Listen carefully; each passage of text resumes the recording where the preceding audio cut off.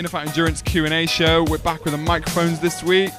Flanners, looking nice and tan from the trip over to Bahrain. Yeah, well, I was nice and red a couple of days ago, so this is progress. You had a nice day in the sun. I did have a really nice day, actually. It was a lot of fun.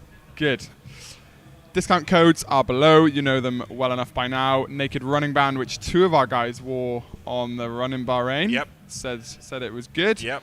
And puresportsnutrition.me. Innerfight 15 for the Naked Running Band. Innerfight 30 for Pure Sport Nutrition. Going to start today's show off with a recap. Ironman 70.3 Middle Eastern Championships. Yes. Also known as Ironman 70.3 Bahrain. Yep. Mate, first of all, pros. Yes. I'm really happy to talk Look about at you this. smiling. Go. Because unlike Kona, all of my predictions were perfect. So, Holly Lawrence ran away with it on the female side, which was not a massive surprise. However, I think the girl who finished second had a puncture on the bike, and she only lost by a minute, so that might have been different had that not happened. Was Holly first out of the water? She was first out of the water by a fair margin, first off the bike, first off the run. But yeah, the girl who was second had a puncture and rode back, and actually I think recorded the fastest run split, so that might have made it a little more interesting. But anyway, she won. Wow. And as predicted, Christian Blumenfeld won the men's, and I mean, it's just a crazy fast day when like the top three break the 70.3 world record on the same day. They were on the run together quite a lot there, right? Yeah, the three Norwegian boys, and they've got form for this because they did that in one of the ITU races earlier in the season as well. They're all bike monsters, and they can obviously run as well. And look, everyone's saying, oh, it's a super fast day and blah, blah, blah, but the bottom line is the swim was the right length. The bike course was an out and back, so if you're going to get headwind, you're going to get tailwind, and the run was spot on 21k. So these guys have just crushed it, as have, to be fair, the vast majority of our guys did, including the man to my left, who also crushed it. Went as expected, I'd say. Yeah. You? Yeah. It was a good race. I did a write-up of it. It's not even in my top 10 races out there. I've got to say, it's a fast course for a reason. It's boring. It's flat road. Yeah. You're riding through pretty much like Al Qudra, but you're on a main road, 6-lane highway. Yep. No traffic incidents. No, not for me. Nothing. Not for me. I didn't see anything. No. And then the run course was 3 9k laps. Yeah. Just pan flat. 7k laps. 7k laps. Yeah. That's how much I know about it. Yeah. But our guys did super well. How many PBs did we count in the end? Loads. I think it was over 10. Yeah. Actually. Tons. It was super good. And, as always, and maybe this is where the real talk comes in, the guys who trained really hard leading into the event did really well. It showed.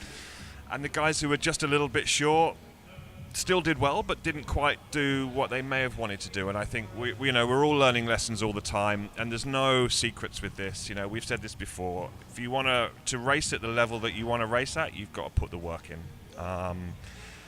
And I also have absolutely zero doubt that the guys who are following this one up with Dubai 70.3 will smoke it. Do you think Dubai will be quicker again this year? Or the course hasn't changed, right? No. Bahrain was a changed course. Yeah, Dubai. The speed of Dubai is subject to whether there's any headwind on the way out to the Zads. If it's a big headwind there, it slows everything down. If it's like the last couple of years have been sort of no wind, tailwind, which I guess is about as good as it gets, then there's no reason why it shouldn't be at least as quick. Yeah. And we're 6 weeks out. 7 weeks out. 7 weeks on Friday. It's going to be another fast one. Yeah, it'll be fast for sure. Good. Right, let's get into the questions this week then. First one from @DesertHatter. Now this may be because we baited him a bit at breakfast yesterday. Told him he never writes in with questions. He's written him with a good one, to be fair. Yep. Redeemed himself. HRV, heart rate variability. Why should I measure it? I can actually imagine Matt saying this to me like, why? Yeah. What's the point? Yeah. And I don't think Matt would be too interested in a really geeky answer of why. No. So here's my... Just go with the headlines, Yeah, here's my... Yeah, why should you measure it? And I'm actually going to go from the point of, as endurance athletes, we're quite type A, right? So that, black and white. Yep. There's no difference in between. Nope. And when a training plan is in your is in your diary and it's Tuesday and it's a track session, you're going to get up on Tuesday and you're going to go do a track session. And whether you wake up feeling rubbish or you wake up feeling really good, you're still going to go and do the session. And what heart rate variability does, and the way I use it and use it with most of my clients, is it just gives us a snapshot of how recovered you are from the day before and how prepared you are for the work that's going to come.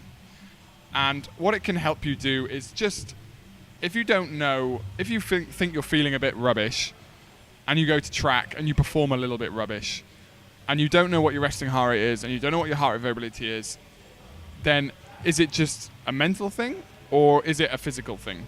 Because you should basically cater your training around how recovered you are, because that's essentially where you're gaining the fitness. And if you're not recovering, then you're not getting fitter. Yeah. So heart rate variability is almost a cheat code to tell you whether you are recovering or not. So whether you're getting fitter or not. And that would be the way I would measure it. I'm not going to geek out about all the other things that you can do with it and how it works. But if we could give you a tool that said, this tells you how recovered you are, how much you need to push this week, or why you might not be feeling too good, and looks back over a month and gives you trends, then you'd use it. Yeah. And I think to add to that, I think, with a lot of the sessions that the guys do now, you're generally working within a range, and I think sort of where your heart rate HRV is, to make it short, on the day might just give you a steer as to whether you're aiming at the very top end of that range or whether you just sort of relax a little bit more and work to the lower end of those sort of ranges. So as Tom says, I think it just gives you a cheat code for pushing or maybe just relaxing a little bit. Yeah. Good. Next question. At Sazzlemac1. Good name. I like that. Do you do any triathlon brick training sessions? Inner Fight Endurance team manager? Schedule organizer extraordinaire? Yes. Yes, we do, is a short answer.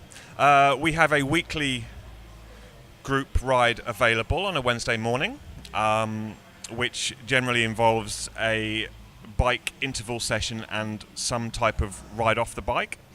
But I think to answer that question more generally, the guys if you're riding your bike 3 times a week, you should be running at least once, if not probably twice, off the bike. And for a lot of people who are relatively new to the sport, they find running off the bike awkward.